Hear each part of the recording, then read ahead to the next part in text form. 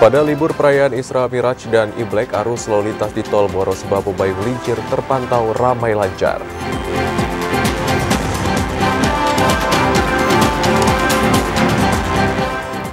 BPBD Batanghari minta masyarakat waspadai bencana longsor dan banjir bandang.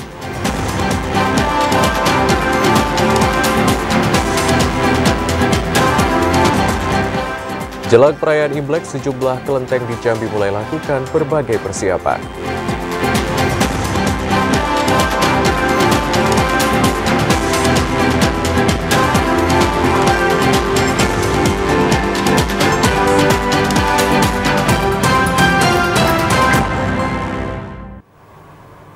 Assalamualaikum warahmatullahi wabarakatuh. Terima kasih Anda masih menyaksikan Jambi hari ini, edisi Senin 27 Januari 2025. Ya, selain 3 topik utama tadi, tim redaksi kami juga telah menyiapkan sejumlah informasi penting dan menarik lainnya untuk Anda. Bersama saya, Septinita. Dan saya Zain Akbar, kita simak Jambi hari ini selengkapnya.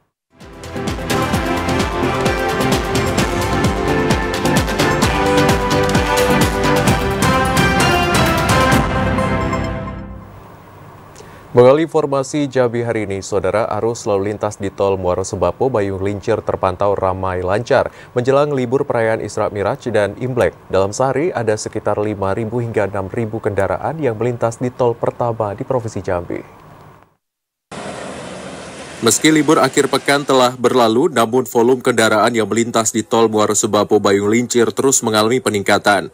Seiring dengan momen libur panjang Isra Miraj dan perayaan Imlek. Dari catatan petugas, pada Sabtu dan Minggu kemarin ada 11.000 kendaraan dari Jambi menuju Pulau Jawa dan sebaliknya yang telah melintas. Pada hari biasa, kendaraan yang melintas di tol yang baru saja diresmikan ini hanya di kisaran 4.000 hingga 5.000 kendaraan. Terpantau pada Senin pagi semua jalur dipadati kendaraan, baik itu pribadi, umum hingga kendaraan truk. Laju kendaraan hanya dapat dipacu sekitar 60 hingga 100 km per jam. Diperkirakan kendaraan yang melintas ke arah Pulau Jawa dan sebaliknya untuk liburan masih akan terus terjadi, mengingat libur masih panjang. Pada saat ini kondisinya hujan gerimis dan terlihat pantau untuk kondisi lalu lintas, pantau landai lancar. Pengguna jalan dihimbau untuk menaati batas kecepatan dan batas kecepatan maksimal dan minimal di 60 km per jam dan 100 km per jam. Para pengendara yang melintas diimbau untuk mematuhi rambu lalu lintas dan memastikan kendaraan dalam kondisi aman sebelum beraktivitas. Pada momen libur panjang perayaan Isra Miraj dan Imlek, tidak ada laka lantas yang terjadi di ruas tol Muaro Sebapo Bayung Lincir. Azam Afnan, TVRI Jambi melaporkan. Memasuki libur panjang Isra Miraj dan perayaan Imlek, arus lalu lintas di Jambi mulai meningkat, salah satunya di Jalan Batanghari. Namun demikian, arus lalu lintas tetap lancar dan kondusif. Arus lalu lintas di Jalan Batanghari 2, Kelurahan Sijinjang, Kecamatan Jambi Timur, atau lebih tepatnya di Jembatan Batanghari 2 mulai meningkat. Terpantau saat libur Isra Miraj dan perayaan Imlek ini, banyak para pengendara yang memasuki kota Jambi. Para pengendara itu baik dari kendaraan roda 2 maupun roda 4. Jembatan Batanghari 2 ini merupakan salah satu akses menuju kota Jambi, baik dari Kabupaten Muaro Jambi maupun Tanjung Jabung Timur.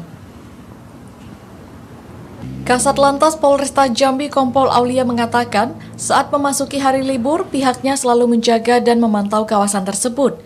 Di hari libur Isra Miraj dan perayaan Imlek ini, banyak pengendara yang memasuki kota Jambi. Namun demikian, arus lalu lintas aman lancar. Ia juga mengimbau jika pemudik lelah atau mengantuk, sebaiknya dapat beristirahat untuk menghindari hal yang tidak diinginkan karena banyak aktivitas mobil truk yang melintas di kawasan tersebut. Yogi Ramadhani, TVRI Jambi melaporkan. Sementara itu, saudara, di tengah libur panjang dalam memperingati Isra Miraj dan Tahun Baru Imlek, kondisi arus lalu lintas di sepanjang arus Jalan Lintas Sumatera Kabupaten Batanghari berjalan normal dan tidak ada lonjakan volume kendaraan. Dari pantauan di sepanjang ruas Jalan Lintas Sumatera, tepatnya Jalan Gajah Mada, Simpang BBC, dan Jalan Jenderal Sudirman Muara Bulian, Kabupaten Batanghari, kondisi arus lalu lintas masih cukup normal dan tidak ada kepadatan dari kendaraan roda 2, roda 4, maupun roda 6 yang melintas di jalan tersebut.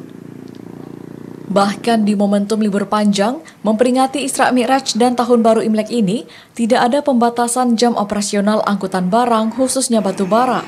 Hal itu dibuktikan dengan masih beroperasinya kendaraan tersebut di waktu malam hari. Meski demikian, untuk menjamin kelancaran arus lalu lintas, pihak kepolisian terus melakukan kegiatan patroli rutin guna memastikan tidak adanya kepadatan kendaraan di sepanjang jalan lintas Sumatera tersebut. Ade Juniawan, TVRI Jambi melaporkan. BMKG Provinsi Jambi memprediksi intensitas hujan kategori sedang hingga lebat masih terjadi selama libur panjang ini. Masyarakat diminta waspada saat bepergian ataupun berlibur. Informasi selengkapnya akan langsung disampaikan kontributor TVRI Jambi, Joko Prasetyo. Selamat sore Joko, bagaimana prediksi cuaca dalam beberapa hari ke depan terutama saat libur panjang ini Joko? Ya baik, selamat sore Septi. Dapat saya sampaikan bahwa Badan Meteorologi, Klimatologi, Geofisika atau BMKG Provinsi Jambi memprediksi intensitas hujan di Provinsi Jambi dalam beberapa hari ke depan masih cukup tinggi, bahwa memang di setiap kabupaten intensitas hujan sedang hingga lebat masih akan terjadi dalam beberapa hari, khususnya dalam waktu libur panjang hingga Rabu 29 Januari 2025 mendatang. Dapat saya sampaikan juga berdasarkan perakiraan BMKG memprediksi intensitas hujan lebat hingga disertai dengan angin kencang dan petir ini bakal terjadi hingga 31 Januari 2025 mendatang, di mana lokasi ini akan masyarakat dihimbau untuk waspada saat melakukan bepergian dan khususnya saat melakukan perjalanan untuk kunjungan wisata maupun ke daerah-daerah lainnya, karena memang untuk intensitas hujan ini dapat menimbulkan jalan yang semakin licin, kemudian bencana alam yang tidak terduga seperti salah satunya banjir bandang, kemudian tanah longsor, dan angin puting beliung. Sehingga memang masyarakat dihimbau untuk berhati-hati saat sedang melakukan perjalanan. Namun dapat saya sampaikan juga Badan Meteorologi, Klimatologi, Geofisika Provinsi Jambi memprediksi pada 31 Januari 2025 hingga 1 Februari mendatang, intensitas curah hujan di Provinsi Jambi mulai berkurang. Karena kondisi perubahan iklim yang terjadi membuat di wilayah Provinsi Jambi cenderung cerah dan berawan. Untuk wilayah yang berpotensi terjadinya intensitas hujan lebat hingga disertai dengan angin kencang itu lebih banyak terjadi di seluruh kabupaten kota dalam Provinsi Jambi. Namun untuk yang perlu diwaspadai khususnya di daerah Jambi bagian barat seperti di Kabupaten Kerinci, Kota Sungai Penuh, kemudian Kabupaten Bungo, Kabupaten Merangin hingga Kabupaten Sorolangun. Memang di beberapa daerah tersebut memiliki potensi bencana alam seperti longsor maupun banjir bandang, karena di wilayah tersebut merupakan daerah pegunungan yang merupakan lereng yang jika terjadi hujan maka tanah akan tergerus dan menimbulkan bencana longsor. Demikian Septi, kembali ke studio. Ya, laporan langsung dari Joko Prasetyo. Terima kasih atas laporan Anda. Selamat sore dan selamat bertugas kembali. Badan Penanggulangan Bencana Daerah Batanghari mengeluarkan peringatan dini agar masyarakat di bantaran sungai untuk mewaspadai bencana longsor dan banjir bandang akibat intensitas hujan yang tinggi. Sekretaris BPBD Batanghari, Samra Lubis mengatakan, intensitas hujan yang tinggi membuat sejumlah wilayah di Batanghari terancam bencana longsor dan banjir bandang. Ancaman itu sangat berpotensi dialami masyarakat di bantaran sungai Batanghari. Dari pemetaan wilayah yang rentan tersebut, terdapat di 7 kecamatan. Untuk itu pihak BPBD memberikan peringatan dini kepada masyarakat yang bermukim di sekitaran pinggir sungai untuk berhati-hati saat beraktivitas di sungai Batanghari, serta tidak melakukan kegiatan di areal sungai saat guyuran hujan yang dapat membahayakan keselamatan jiwa. Kita wajib mewaspadai situasi yang terjadi. Karena bencana peralihan ini biasanya itu angin juga cukup kencang. Kepada masyarakat itu kami himbau, pertama, yang beraktivitas di sepanjang bantaran sungai Batanghari agar selalu berhati-hati.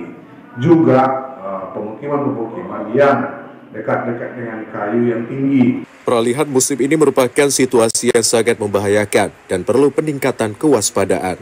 dikarenakan di tengah curah hujan yang tinggi cenderung disertai angin kencang yang berdampak merusak fasilitas umum dan mengancam keselamatan.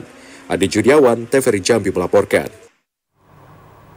Ya, saudara, jelang perayaan Imlek, permintaan hampers buah di Pasar Hongkong, Kota Jambi meningkat. Informasi selengkapnya akan kami hadirkan usai jeda sesaat lagi.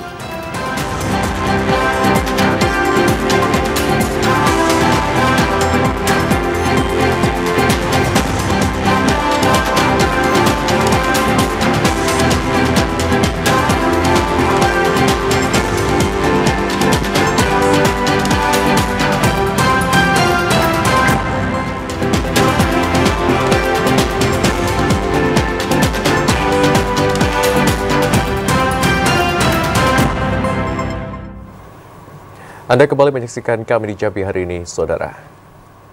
Ya, saudara, jelang perayaan Imlek tahun 2567 Kongzili, sejumlah kelenteng di Jambi mulai melakukan berbagai persiapan. Salah satunya di kelenteng Shu Shanteng atau Tua Pek Kong yang merupakan kelenteng tertua di Jambi.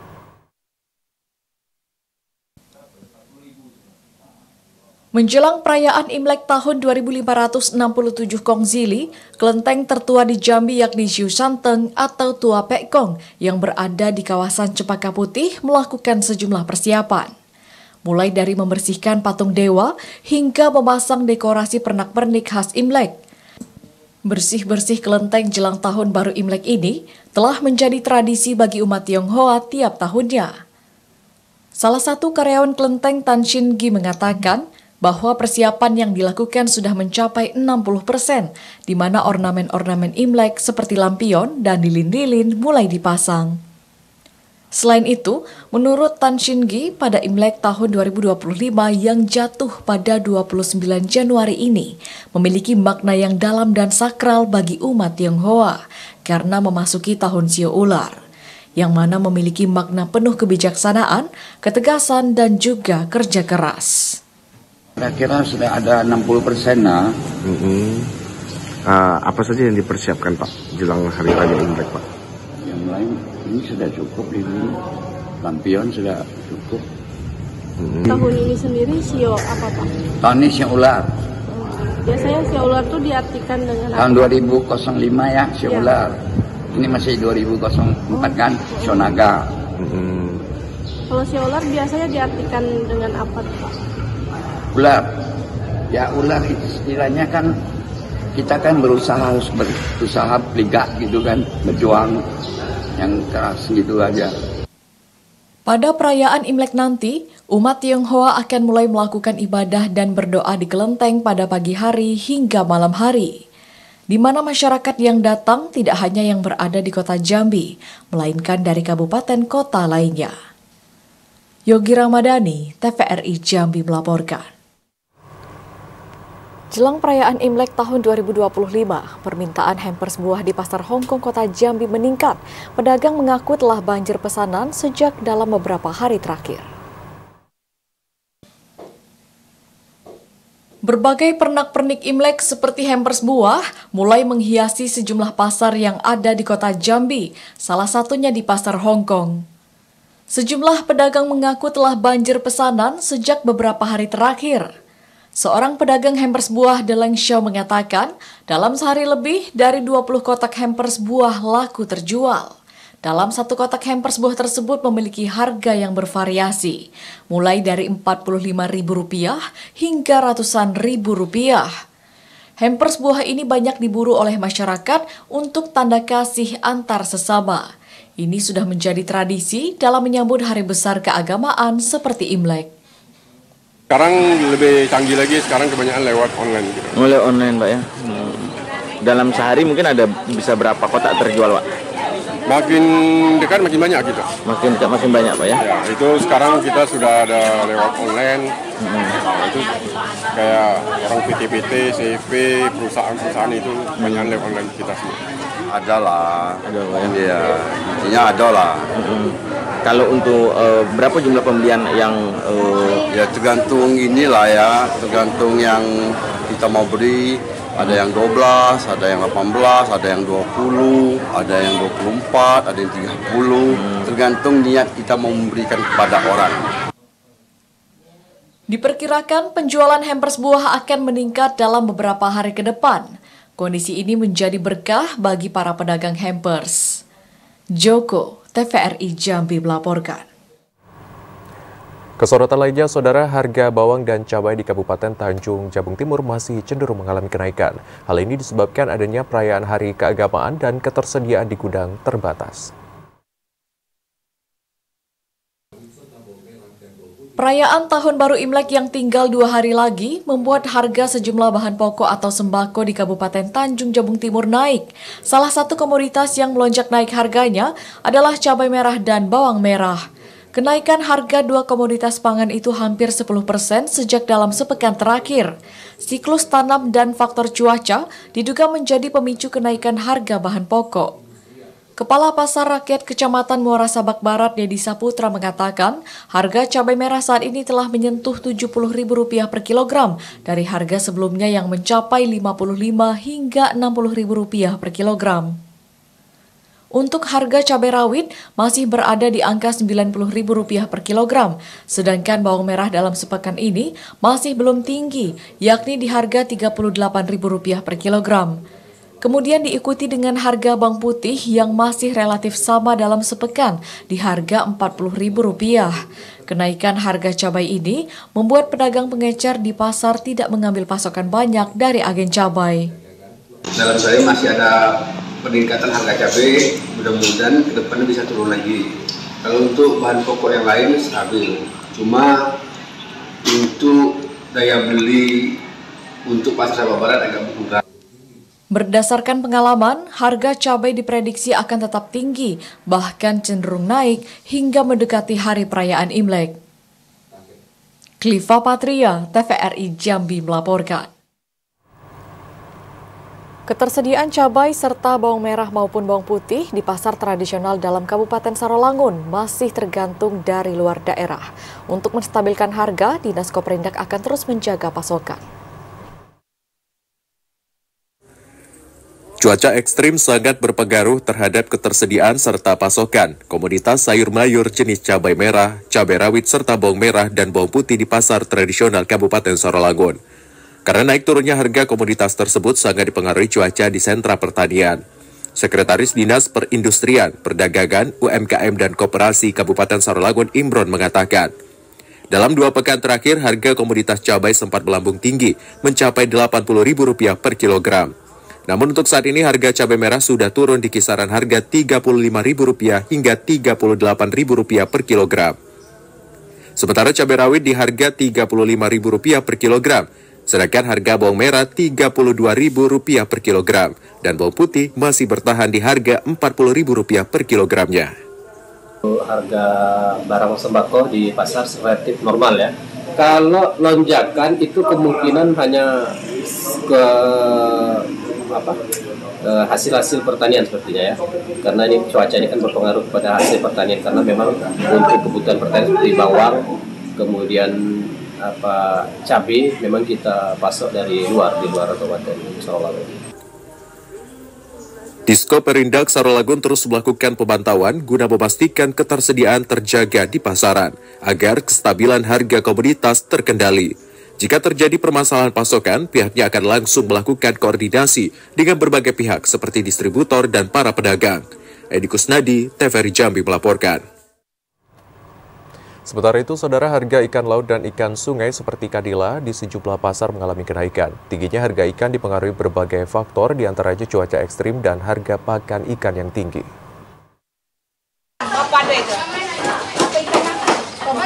Tidak hanya harga kebutuhan pokok hasil pertanian yang mengalami kenaikan, namun harga ikan laut juga turut mengalami kenaikan di pasar tradisional Sengeti Muara Jambi. Seperti ikan sarden yang biasanya dijual Rp28.000 per kilogram, kini naik menjadi Rp30.000 per kilogram. Ikan kembung juga naik dari harga Rp35.000 menjadi Rp38.000 per kilogramnya. Pedagang ikan Mansur mengatakan, tingginya harga ikan laut disebabkan ketersediaan yang berkurang dari pemasok. Minimnya ketersediaan diduga karena para nelayan tidak melaut akibat cuaca ekstrim berupa gelombang tinggi, hujan deras disertai angin kencang. Para pedagang berharap cuaca kembali normal sehingga tidak mempengaruhi ketersediaan ikan laut di pasar. Gaya beli agak kurang menyepi orang. Iya. Sehari bisa berapa kilo Pak yang kita habiskan? Paling sekitar 15 kilo. Sebelumnya? Sebelumnya biasa kan 20-an.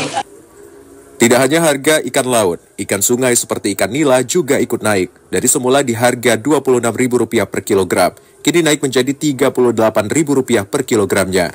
Kenaikan harga bahan pokok ini dipengaruhi berbagai faktor, di antaranya biaya paket yang tinggi. Azam Afnan, TVRI Jambi melaporkan. Peternak sapi di Kabupaten Kerinci manfaatkan ramuan tradisional untuk mencegah PMK. Ya, informasi selengkapnya akan kami hadirkan usai jeda. Sesaat lagi tetaplah bersama kami di Jambi hari ini.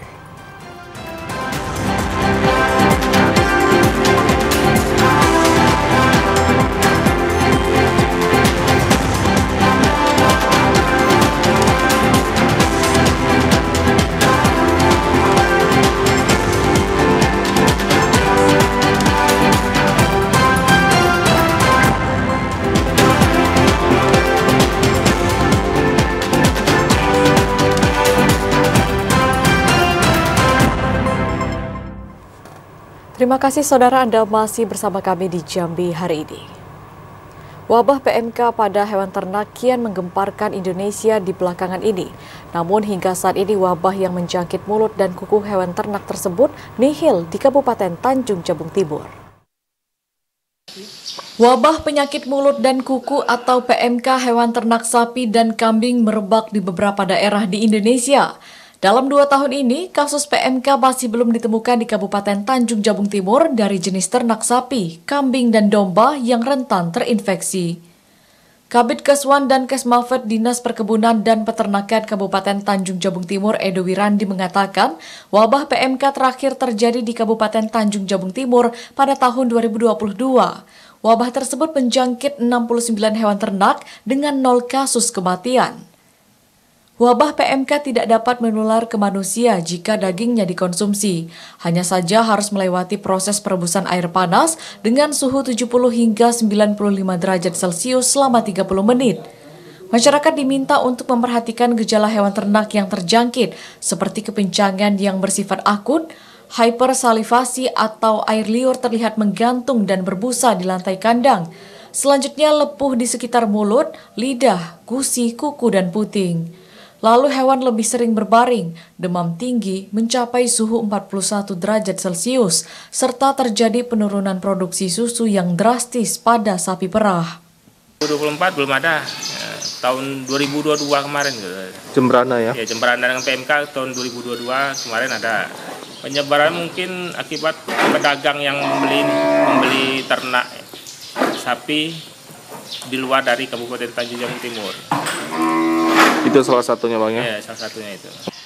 Disbunag Kabupaten Tanjung Jabung Timur telah melakukan koordinasi dengan Dinas TPH dan Peternakan Provinsi Jambi, Balai Veteriner Bukit Tinggi dan Satker terkait pengawasan lalu lintas ternak. Kliva Patria, TVRI Jambi melaporkan. Ya, saudara, peternak di Kabupaten Kerinci berupaya untuk melindungi kesehatan hewan ternak mereka agar terbebas dari PMK. Salah satunya maksud kami dengan memanfaatkan ramuan tradisional berbahan alami. Berbagai upaya dilakukan oleh para peternak di Kabupaten Kerinci untuk melindungi hewan ternak mereka dari ancaman penyakit mulut dan kuku PMK. Salah satunya dengan memanfaatkan ramuan tradisional berbahan alami seperti kunyit, temulawak, jahe, dan madu yang dipercaya memiliki khasiat sebagai antiseptik dan peningkat imunitas alami. Semua bahan dihaluskan dan dicampur dengan air hangat. 1 ekor sapi masing-masing dengan dosis 200 ml. Ramuan itu diberikan sebagai campuran pakan atau diminumkan langsung ke hewan ternak. Salah seorang peternak Red Misal mengatakan, ramuan tersebut tidak hanya berfungsi untuk meningkatkan daya tahan tubuh sapi, namun juga sebagai langkah pencegahan infeksi. Karena senyawa alami dalam madu diyakini mampu melawan bakteri dan virus. Kita mempergunakan itu untuk mengantisipasi penyakit PMK, yaitu kita mempergunakan bahan tradisional. Yaitu yang pertama itu air kunyit. Yang kedua itu kunyit temulawak dan jahe tambah dengan madu. Jadi kita kasih 1 ekor sapi ini setiap 1 minggu 1 kali rutin. Dengan kombinasi ramuan tradisional dan pengawasan petugas kesehatan yang ketat, diharapkan kasus PMK di Kabupaten Kerinci dapat ditekan, sekaligus memberikan inspirasi kepada daerah lain untuk mengembangkan metode pencegahan serupa dari bahan alami yang mudah didapat. Ilmuwan TVRI Jambi melaporkan. Dinas Peternakan Perikanan Kabupaten Sarolangun mengusulkan 2.000 dosis vaksin PMK ke pemerintah Provinsi Jambi. Vaksin tersebut untuk antisipasi dan mencegah masuknya penyakit mulut dan kuku. Meski kasus penyakit mulut dan kuku PMK yang menyerang hewan ternak jenis sapi di wilayah Kabupaten Sarolangun masih nihil, namun langkah antisipasi menjadi prioritas pemerintah Kabupaten Sarolangun, apalagi menjelang memasuki bulan suci Ramadan. Kabid Kesehatan Hewan, Kesehatan Masyarakat Veteriner Pengelolaan dan Pemasaran Dinas Peternakan dan Perikanan Kabupaten Sarolangun, Dr. Hewan Deden Kusnandar mengatakan, usulan vaksin ini dibutuhkan untuk menghindari penyebaran PMK, seperti yang terjadi beberapa tahun sebelumnya. Selain itu, usulan vaksin PMK juga sejalan dengan arahan pemerintah pusat, karena program vaksinasi PMK pada hewan ternak harus dilakukan secara gencar, sehingga ini menjadi fokus utama. Alhamdulillah bulan Januari ini sudah di-dropping sebanyak 300 dosis, kemudian rencananya provinsi atau dari kementerian akan mendropping lagi 500 di bulan Februari. Yang 300 ini kita rencanakan dilakukan di Kecamatan Batangasai, insya Allah minggu depan, karena mengantisipasi pemotongan di hari bulan puasa. Jumlah vaksin PMK yang diusulkan ini jauh lebih sedikit dibandingkan dengan populasi hewan ternak, karena berdasarkan laporan BPS sepanjang tahun 2024, jumlah populasi sapi di Kabupaten Sarolangun mencapai 8.000 ekor. Edi Kusnadi, TVRI Jambi melaporkan. Ya, saudara, meski virus penyakit mulut dan kuku marak terjadi, namun harga daging sapi di pasar tradisional modern Muara Bungo masih tetap normal. Bahkan minat warga terhadap daging masih cukup tinggi. Wabah penyakit mulut dan kuku PMK pada hewan ternak di berbagai daerah termasuk Provinsi Jambi marak terjadi. Namun tidak memberikan dampak signifikan terhadap para pedagang daging sapi potong di pasar tradisional modern Muara Bungo. Salah seorang pedagang daging sapi di PTM Muara Bungo, Idil, mengatakan penjualan daging sapi tetap berjalan dengan normal. Wabah PMK tidak mempengaruhi harga jual daging sapi yang hingga saat ini tetap berada di angka Rp130.000 per kilogram. Ketersediaan daging sapi di PTM Muara Bungo tetap aman dan tidak mengalami kelangkaan. Bahkan sebagian besar masyarakat sudah memahami tentang wabah PMK. Data dari Dinas Peternakan dan Perikanan Kabupaten Bungo, hingga saat ini wabah PMK pada hewan ternak sapi di Kabupaten Bungo masih aman. Disnak Bungo sudah melakukan koordinasi untuk membatasi lalu lintas ternak yang masuk ke Kabupaten Bungo. Sementara, untuk antisipasi wabah PMK, Disnak Bungo sudah mengusulkan 2.000 dosis vaksin PMK dan sudah diterima 400 dosis vaksin PMK tahap pertama dari Dinas Peternakan Provinsi Jambi. Muhriandi, TVRI Jambi melaporkan. Ketua DPRD Provinsi Jambi Hafiz Fatah meminta pemerintah Provinsi Jambi mengeluarkan kebijakan penghentian sementara operasional angkutan batu bara melalui jalur sungai guna menjamin keselamatan dan keberadaan jembatan Tembesi.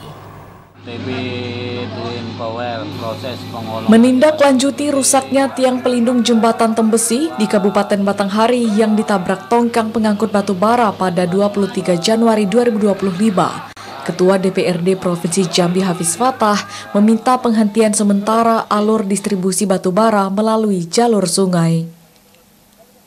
Wakil Rakyat Dapil Batanghari Muaro Jambi itu mengatakan, jembatan Tembesi merupakan akses vital yang sangat dibutuhkan masyarakat untuk menghubungkan berbagai daerah, baik antar desa, kabupaten maupun provinsi.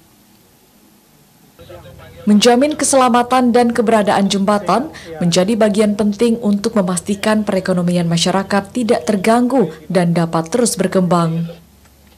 Hafiz mendorong pemerintah Provinsi Jambi untuk segera mengambil langkah-langkah evaluasi dengan mengeluarkan kebijakan penghentian sementara alur distribusi batubara melalui jalur sungai. Kebijakan penghentian sementara ini diperlukan untuk menjaga keselamatan jembatan hingga selesainya perbaikan tiang pelindung oleh pihak yang bertanggung jawab. Menyayangkan hal ini terus terjadi di fasilitas-fasilitas yang ada di Provinsi Jambi. Kita berharap hal ini tidak terjadi lagi. Ya, kemarin BPJN sudah mengeluarkan statement bahwa meminta agar terjadi perhentian sementara untuk angkutan batubara, karena mengingat ini adalah jalur vital bagi penghubung masyarakat desa dan juga masyarakat antar provinsi. Peristiwa tertabraknya sejumlah jembatan di sepanjang aliran Sungai Batanghari sering terjadi setelah pemerintah Provinsi Jambi mengeluarkan kebijakan penggunaan jalur sungai untuk alur distribusi batubara. Randy Arta, TVRI Jambi melaporkan. Pemerintah Provinsi Jambi akan melakukan rasionalisasi APBD tahun 2025 untuk melaksanakan program makan bergizi gratis di daerah. Rasionalisasi ini dilakukan sesuai dengan instruksi Presiden Republik Indonesia Prabowo Subianto. Pemerintah Provinsi Jambi mulai melakukan rasionalisasi anggaran pendapatan dan belanja daerah Provinsi Jambi tahun 2025 untuk melaksanakan program makan bergizi gratis atau MBG. Sekretaris Daerah Provinsi Jambi Sudirman menjelaskan, rasionalisasi APBD ini dilakukan pemerintah Provinsi Jambi berdasarkan instruksi Presiden.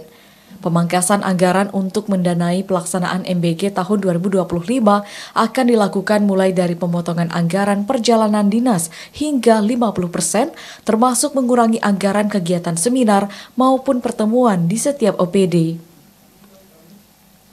Pemerintah Provinsi Jambi juga akan melakukan rasionalisasi pada anggaran infrastruktur yang bersumber dari dana transfer pusat, khususnya untuk anggaran infrastruktur konektivitas. Pemangkasan anggaran daerah untuk biaya pelaksanaan MBG, terutama pada kegiatan-kegiatan yang dinilai tidak urgen atau tidak terlalu penting untuk dilakukan pada tahun 2025. Rasionalisasi anggaran belanja daerah ini harus dilakukan untuk menjamin siapnya Provinsi Jambi menjalankan makan bergizi gratis yang menjadi program pemerintah pusat. Menghitung-hitung dan sudah saya laporkan dengan Pak Gubernur, ini juga harus segera diantisipasi. Dan potensinya itu terbuka juga akan dilakukan rasionalisasi.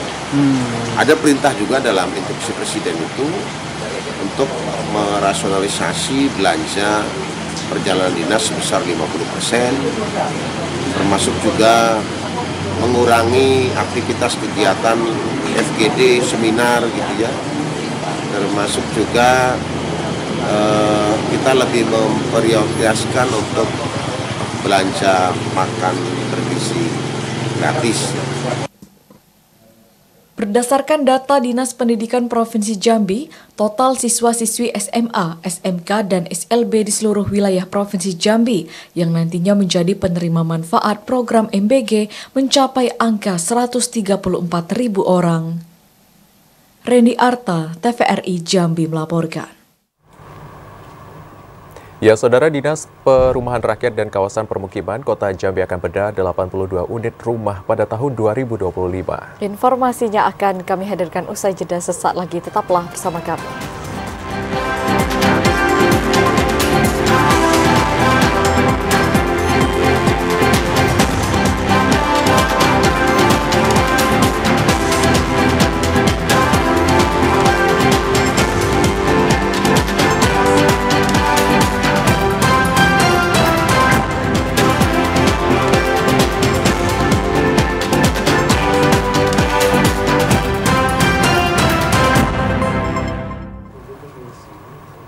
Terima kasih Anda masih setia menyaksikan kami di Jambi hari ini, Saudara. Ya, Saudara, pohon pelindung di Kota Jambi mencapai 4.300 batang dan ribuan pohon ini tidak hanya membuat Kota Jambi sejuk, tetapi juga untuk menyimpan karbon dan turut berkontribusi menahan laju perubahan iklim.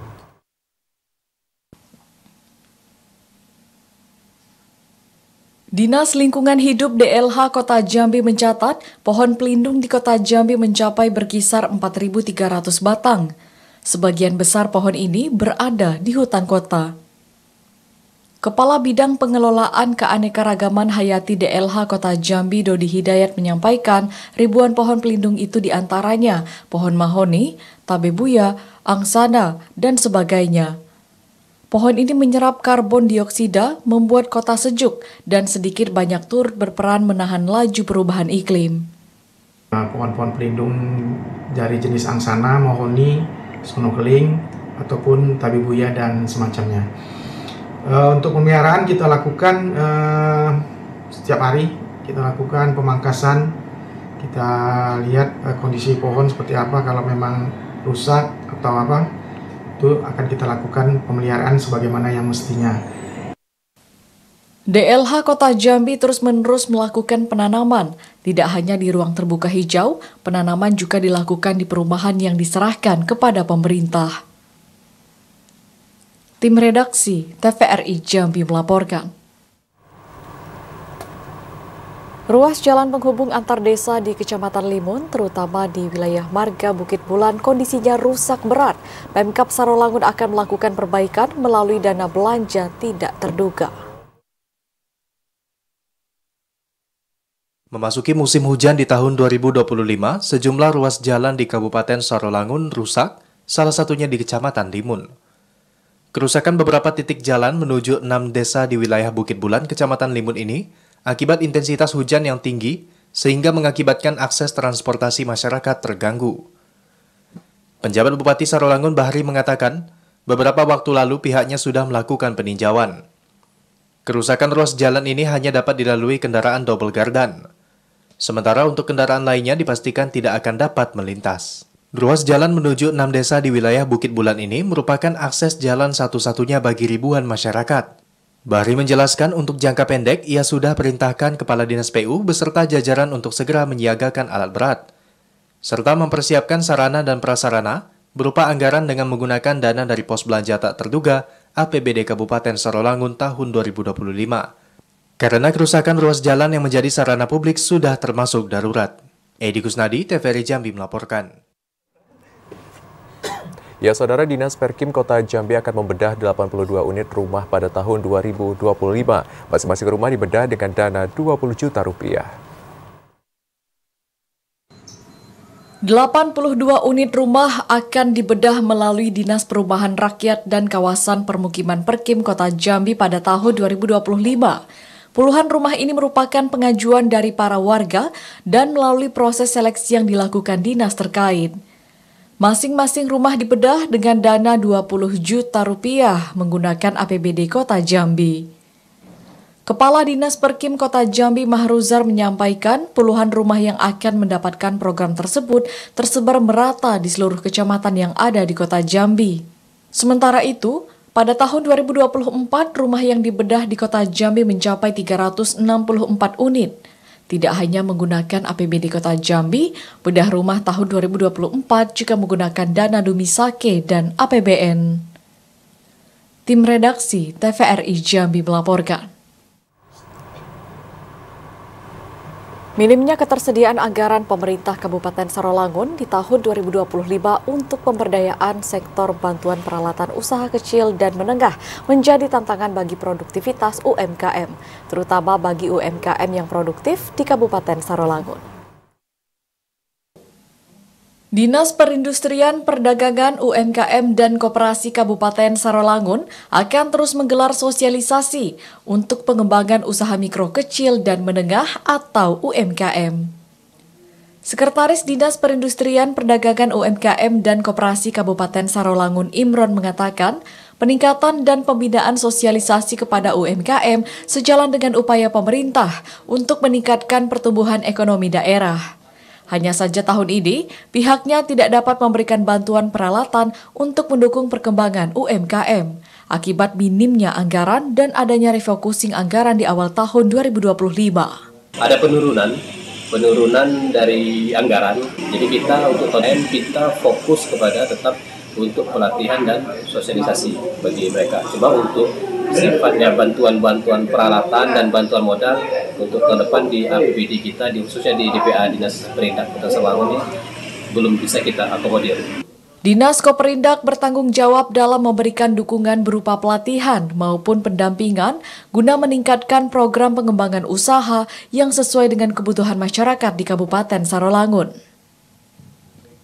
Edi Kusnadi, TVRI Jambi melaporkan. Ya, Saudara, Disnaker Trans Provinsi Jambi minta perusahaan membudayakan keselamatan dan kesehatan kerja. Ini sebagai salah satu upaya dalam mengurangi resiko kecelakaan kerja. Dinas Ketenagakerjaan dan Transmigrasi Disnaker Trans Provinsi Jambi minta seluruh perusahaan membudayakan keselamatan dan kesehatan kerja atau K3. Karena K3 menjadi perhatian dari pemerintah pusat dan selalu diperingati setiap tahun.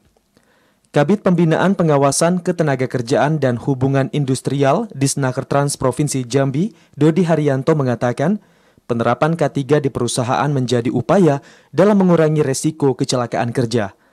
Pihaknya telah mengingatkan seluruh perusahaan agar menaati aturan yang berlaku. K3 itu sebenarnya hal yang penting yang harus dilaksanakan, bukan hanya pekerja-pekerja di perusahaan, pimpinan perusahaan, tapi semua yang beraktivitas dalam kehidupan sehari-hari, itu di perkantoran, di tempat kerja perusahaan. Ketika itu penting untuk dilaksanakan. Menjaga keselamatan dan kesehatan pekerja merupakan hal yang sangat penting agar produktivitas perusahaan dapat terjaga dengan baik. Joko, TVRI Jambi melaporkan. Ya, Saudara, informasi tadi sekaligus menutup perjumpaan kita di Jambi hari ini. Terima kasih atas perhatian dan kebersamaan Anda. Saya Hazir Akbar. Dan saya Septinita bersama kerabat kerja yang bertugas undur diri. Wassalamualaikum warahmatullahi wabarakatuh dan sampai jumpa.